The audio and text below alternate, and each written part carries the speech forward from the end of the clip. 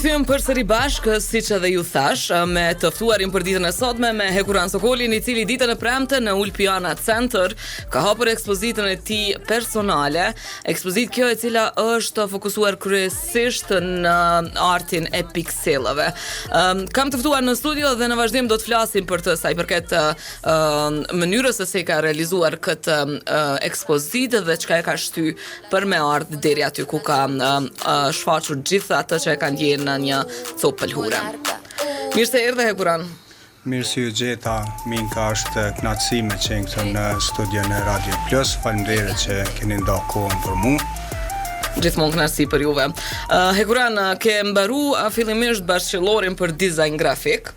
E 10 vite më vonë, pasi e kthye edhe prej Kanadës, ti vendose me shku për master në pikturë. Tash, pyetja që po duhet ta drejtu është pse ke zgjedhur ti me shku në master për pikturë, tu e pas parasysh se krahasimi financiar dhe fitimet që vijnë prej pikturës në krahasim me atë që ke studiuar dizajnin grafik në ditët e sotme është më pak fitim prurës. Po, është pyetje shumë e mirë edhe pyetje shumë logjike, se është e vërtet që dizajni grafik është konsiderohet ma punë komerciale, edhe është ma fitimprurse, po liria që ta jep piktura, për shembull, është ma e madhe. Në fakt, lirin që ma jep piktura, lirin e shprehurit është ma e madhe, edhe unë jam shoqëru edhe me dizajner grafik, po një pjesën më të madhe të jetës tem, dhe me thonë pjesën po flas jetës profesionale kum kalu me piktor, edhe është një thanje me këndresh çashtu bosh edhe në fakt edhe kur kam qenë gjatë studimeve në dizajnit grafik, po edhe para studimeve kur kam qenë kurs, kemi pikturu, jemi shoqëru, do me thonë pikturën e kum dash gjithë, edhe tani nuk është larg mend që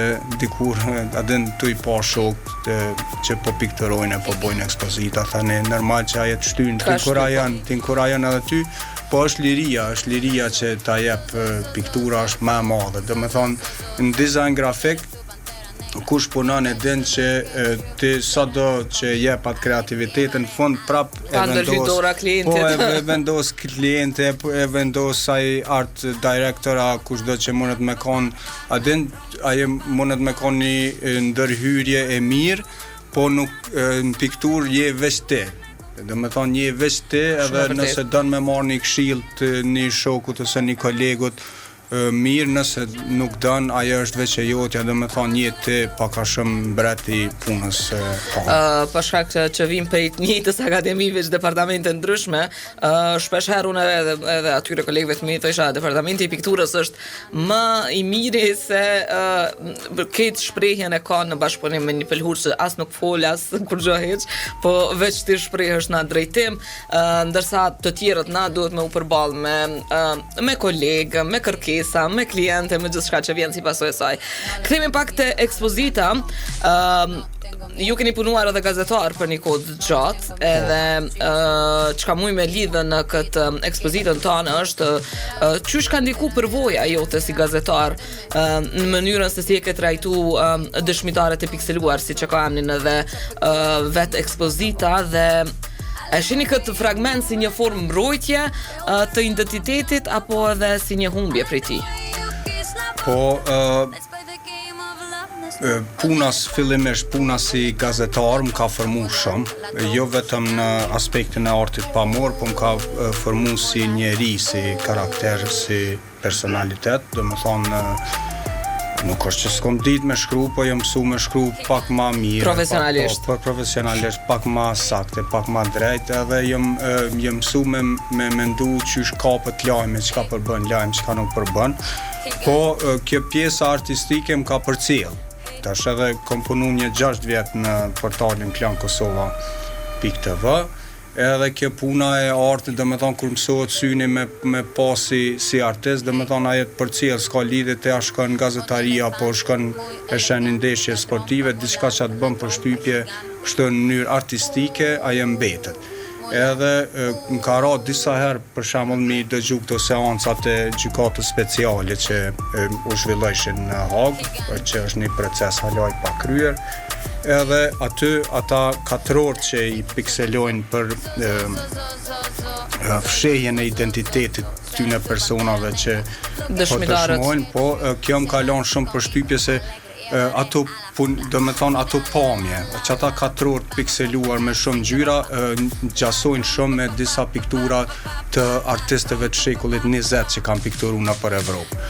Po kjo më u kthy kësaj pyetjes tjetër, a është si fshehje, si mbrojtje apo si fshehje, po mendoj që janë dyjat, se kur pikselohet fytyra edhe të fshihet zani, domethënë aty me automatizëm humbet identiteti i njeriut, po në anën tjetër kjo po bëhet për aspektin drejtësisë që është domethënë ekziston si fenomen, jo vetëm në aspektin gjyqësor, po edhe në intervistë kur zhvillohet, për shembull nëse është një person që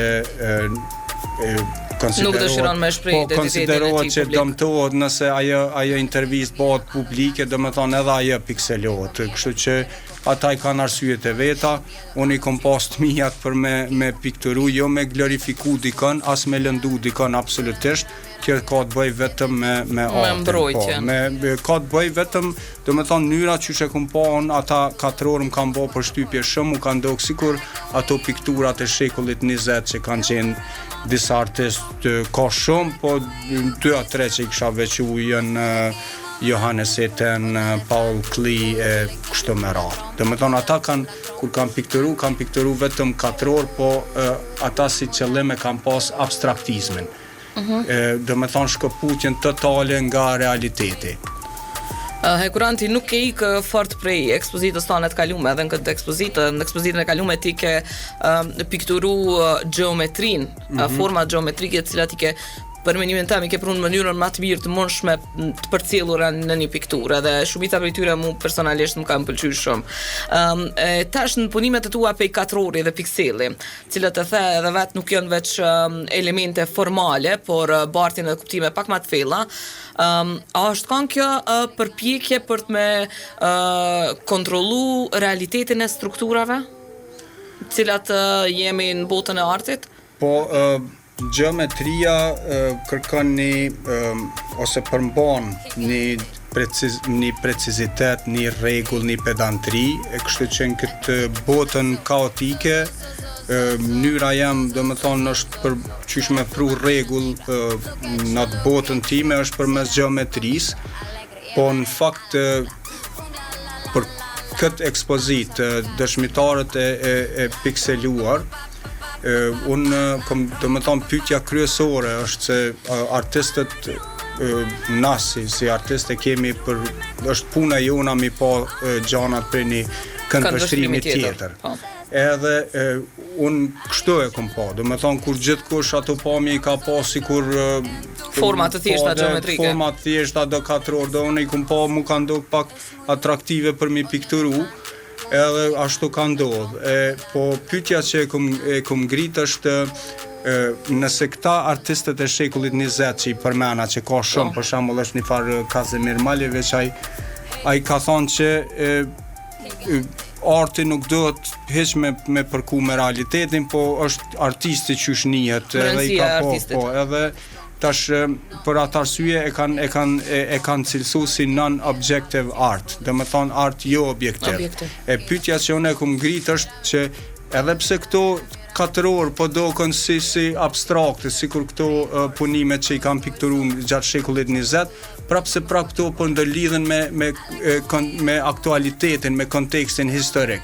Pra pyetja jam është se a mundet arti abstrakt më u shvesh ose më u shkëput totalisht nga realiteti, apo çdo herë për shembull duhet me pas një ndërlidhje. Domethënë është një pyetje që të shtin me mendu, që nuk jep përgjigje, po të shtin me mendu se a mundet arti abstrakt totalisht më u shkëput nga realiteti apo jo. Edhe është e çuditshme në fakt se qysh edhe nëse don me u shkëput prej krijimit duke u bazuar në realitetin cilin jetojmë, dikun thell e gjejnë lidhjen njëna mes tjetrën. shkëputën. Prap kur të mbaron gjithçka e shohim që edhe pse kemi deshur me qëndru krejtësisht shkëputën prej realitetit që po jetojmë thellë mrena, ka pas lidhje që edhe ka dalë nga koshienca apo subkoshienca, nëse më thon.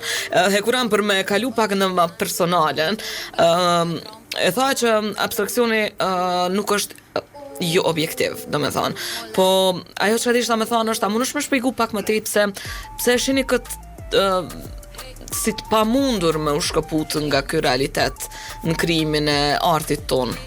Pse është krejt, edhe nëse e thash, edhe nëse mundohemi me shkëput lidhja dikun ka me dal, po pse mendon ti që kjo lidhje vazhdon me qëndru brenda nesh? Po se na jemi si qenje jemi të prirën mi asocu gjanat. Për shembull kur e dëgjojmë një këngë ose na i kthen ato ndjenja që jemi ni, për shembull kur e kemi dëgjuar para 2 viteve ose një herë parfumit, ose jemi si qenje jemi ndërtuar asaj që mi ndërlidh, për shembull kur e shohim një ngjyrë kuqe ose një, kështu që edhe një vepër të arti kur e shohim, për shembull për mu monet me qenë këtë e pa vlerë, dhe me thonë nuk flet kur gjë, po ty monet me të fascinu. A din është këtë në varet të qka ke përjetu, ose cila është gjendja jote po dhe qysh e ndërlidh që ato ti në raport me vetën tane. Dhe me thonë është, po mendoj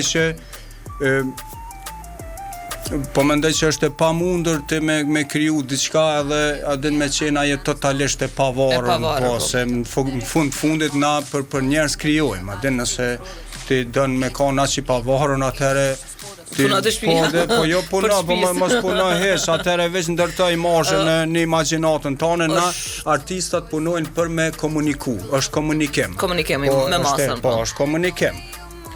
Jo më këtë dhe ekspertët e mëdhaj të fushës e thonë që arti i bukur, arti i mirë, i mirëfillti është ai i cili gjithë secili që e sheh nga publiku e gjenë vetën e tinta, edhe jo në ato që e ka përshkru vetë krijuesi.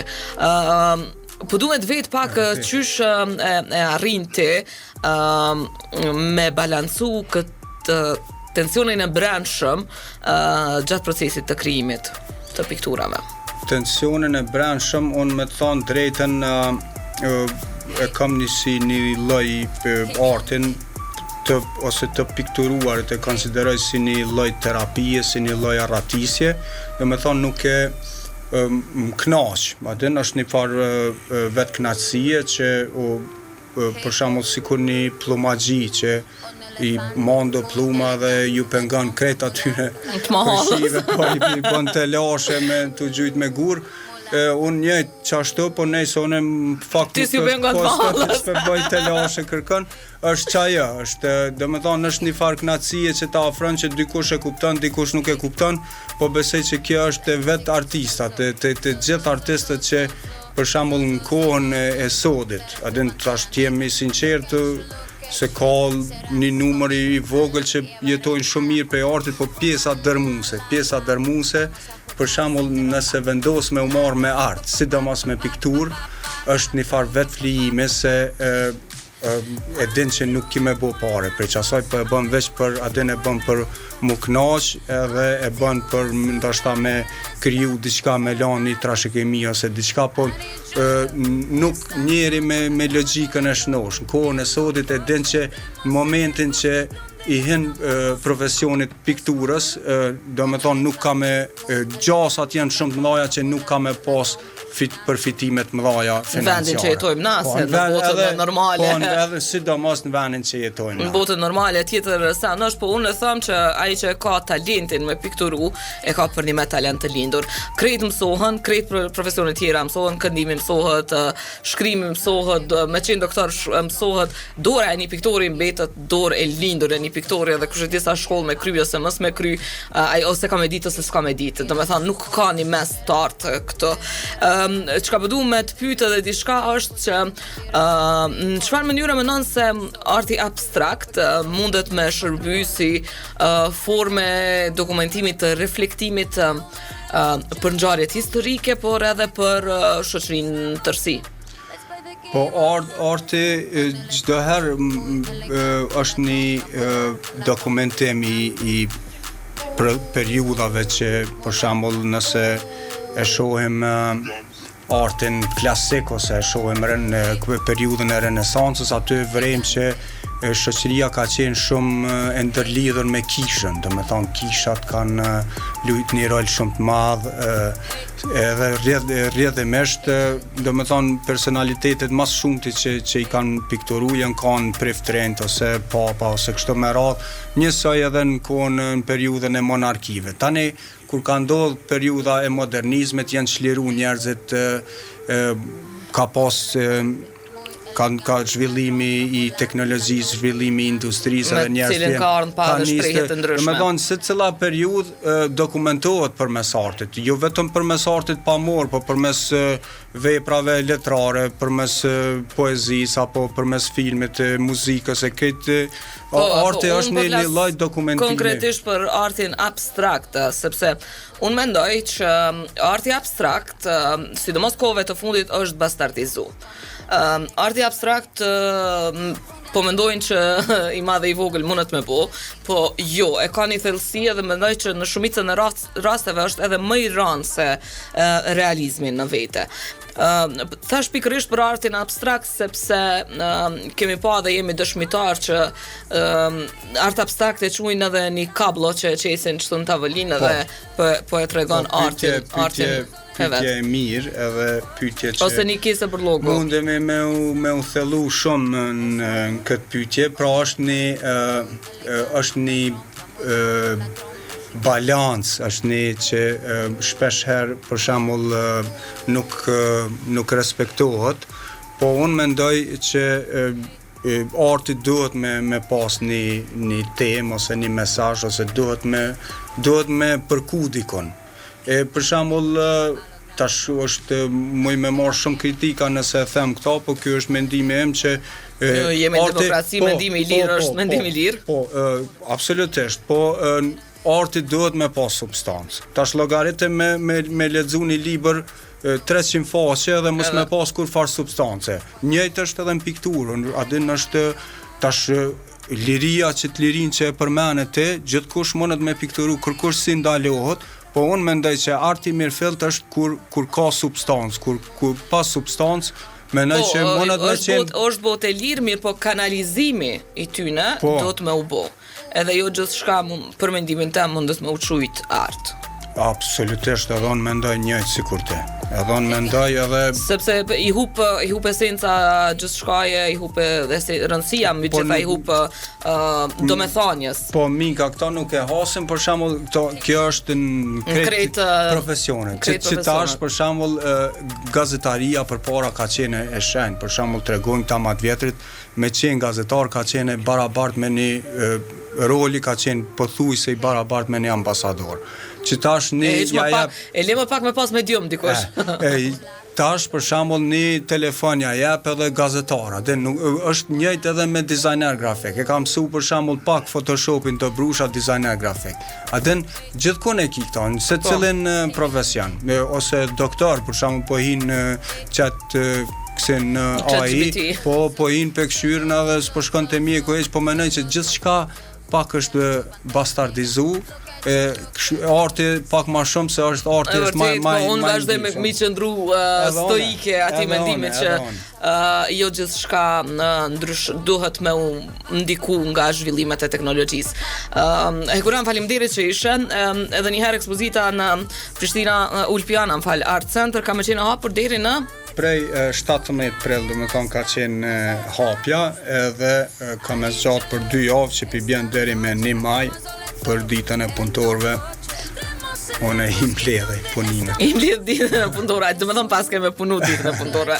Faleminderit shumë që ishe mysafir me neve sonte në emisionin Plus në 4. Faleminderit shumë, Minka, nuk do të thonë nuk kënaqja shumë edhe keni intervistë shumë e mirë për mua, përgëzoj për pyetjet. Kjo e di pak ti edhe je vet artiste, e ki edhe burrin piktor, kështu që po më vjen shumë mirë që mojtë me bisedu. Faleminderit shumë, kënaqësi ke për mua.